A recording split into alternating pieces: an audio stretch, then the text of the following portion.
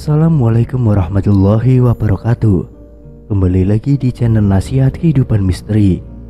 Pada video kali ini, saya akan membahas tentang kesaktian mistis yang dimiliki oleh Soekarno.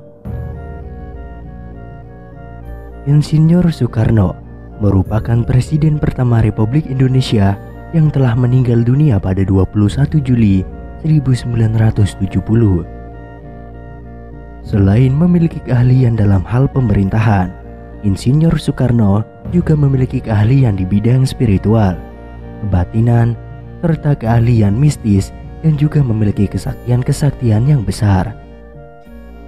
Sehingga dari keahlian tersebut, beliau memiliki kesaktian yang mistis yang tidak dapat dimiliki oleh orang biasa.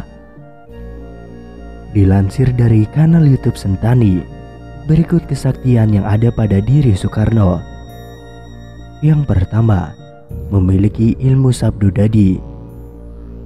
Ilmu ini sangat jarang ada yang memilikinya, dan Insinyur Soekarno lah salah satu pemimpin Indonesia yang memiliki ilmu ini. Keberadaan ilmu ini sudah terbukti, di mana saat beliau memberikan perintah selalu dilaksanakan dan selalu ditaati oleh banyak orang atau bawahannya. Bahkan, beliau adalah sosok yang paling disegani di dalam Perserikatan Bangsa-Bangsa atau PBB, di mana ucapan yang disampaikan oleh beliau sangatlah besar dan luar biasa. Kemudian yang kedua, ilmu penglarapan.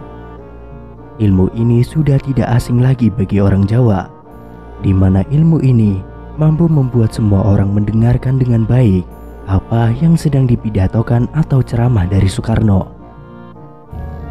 Ilmu ini juga dapat membuat semua orang mengikuti apa yang diperintahkan dan diucapkan oleh Soekarno.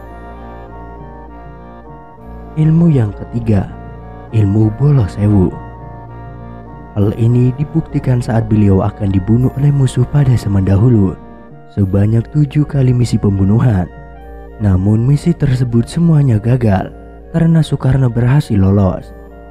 Bahkan pernah ada cerita bahwa saat Soekarno akan ditembak, beliau menjadikan dirinya menjadi 5 tubuh yang sama. Ilmu inilah yang disebut bolo sewu. Ilmu ini bahkan bisa menjadikan Soekarno menjadi dirinya lebih dari 5 orang, sehingga yang ditembak oleh musuh hanyalah bayangan dari Soekarno dan bukan dirinya yang asli. Yang keempat, ajian lembu sekilan, di mana ajian ini membuat Soekarno aman dari tembakan atau kejahatan lainnya. Peluru yang bisa mengenai Soekarno bisa menyingkir dengan sendirinya dengan jarak 1 jengkal dari tubuhnya. Yang kelima, tongkat komando Bung Karno, di mana tongkat ini terbuat dari kayu pucangkala yang memiliki kesaktian secara alami dan memiliki energi karismatik yang tinggi, sehingga tongkat ini membuat Soekarno lebih berkarisma dan juga lebih berwibawa. Yang keenam, cincin merah delima. Cincin ini selalu dipakai oleh Soekarno di masa jabatannya, dimanapun dan kapanpun. Cincin ini memiliki kesaktian yang sangat mistis. Bahkan kabarnya cincin ini berasal dari Kanjeng Ratu Kidul, yaitu sosok penguasa Laut Selatan. Bahkan di masa jabatan Soekarno habis, cincin tersebut hilang dengan sendirinya dan dikabarkan mungkin telah kembali ke tangan Ratu Kidul. Selain memiliki ilmu kanuragan dan benda pusaka, Bung Karno juga melakukan tirakat khusus di berbagai tempat yang menghasilkan energi positif untuk membentuk kekuatan yang besar. Kesaktian Bung Karno diperoleh dengan waktu yang cukup lama, salah satunya dengan melakukan tirakat tertentu. Tirakat yang berasal dari kekuatan gaib digunakan untuk mencegah pembunuhan terhadap Bung Karno. Di balik sejarah kesaktian Insinyur Soekarno, Presiden Indonesia yang pertama itu mempunyai beberapa guru spiritual yang menjadi inspirasi dan keilmuan beliau dalam melakukan berbagai pergerakan.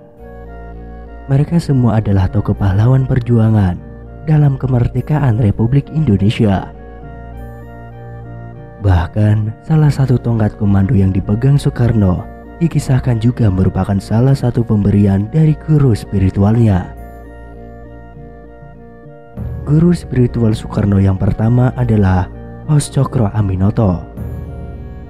Raden Haji Omar Said Cokro Aminoto lahir di Ponorogo, Jawa Timur pada 16 Agustus 1882 dan meninggal di Yogyakarta pada tanggal 17 Desember 1934 pada umurnya yang ke-52 tahun. Beliau lebih dikenal dengan nama Hos Cokro Aminoto yang merupakan salah satu pemimpin organisasi pertama Indonesia, yaitu Syarikat Islam. Sebagai tokoh pergerakan, salah satu trilogi darinya yang termasyhur adalah Setinggi-tingginya ilmu, semurni-murninya tauhid, sepintar-pintarnya siasat. Ini menggambarkan perjuangan Indonesia pada masanya yang memerlukan 3 kemampuan pada seorang pejuang kemerdekaan. Insinyur Soekarno mondok di rumah Cokro Aminoto pada usia 15 tahun. Ayah Soekarno, Sukemi Sostrodihardjo, menitipkan Soekarno yang melanjutkan pendidikan di Hugger Burger School. Dalam salah satu biografinya yang ditulis oleh Indi Adab, Soekarno mengenang Cokro Aminoto sebagai idolanya. Soekarno belajar tentang menggunakan politik sebagai alat pencapaian kesejahteraan rakyat dan dunia pergerakan sekaligus tentang agama dari Haji Omar Said Cokro Aminoto. Yang kedua, RMP Sosrokartono. Sosrokartono adalah kakak kandung Raden Ajeng Kartini. Dia memiliki hubungan dekat dengan Presiden Soekarno yang merupakan salah satu guru spiritual Bung Karno. Pada satu sejarah, tanggal 18 Agustus 1930, Bung Karno dihadapkan di Pengadilan Hindia Belanda Bandung. Di malam sebelum majelis hakim menentukan pula putusan, 6 orang pembela Bung Karno diam-diam pergi ke kediaman Dr. Raden Sosrokartono. Selain kakak kandung R.A. Kartini, Sujiwo Tejo, lelaki ningrat ini juga dikenal sebagai abdi kebatinan yang sangat dihormati di Kota Kembang.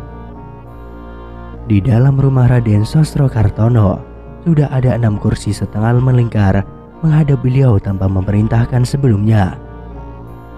Mata batin Sosrokartono begitu tajam sehingga ia bisa mengetahui bahwa tengah malam akan ada datang 6 orang kawan Soekarno. Makin takjub, ke-6 orang tersebut demi melihat dan merasakan semua yang dialaminya malam itu. Sosrokartono juga mengetahui jika keesokan harinya Soekarno akan dijatuhi hukuman 4 tahun penjara.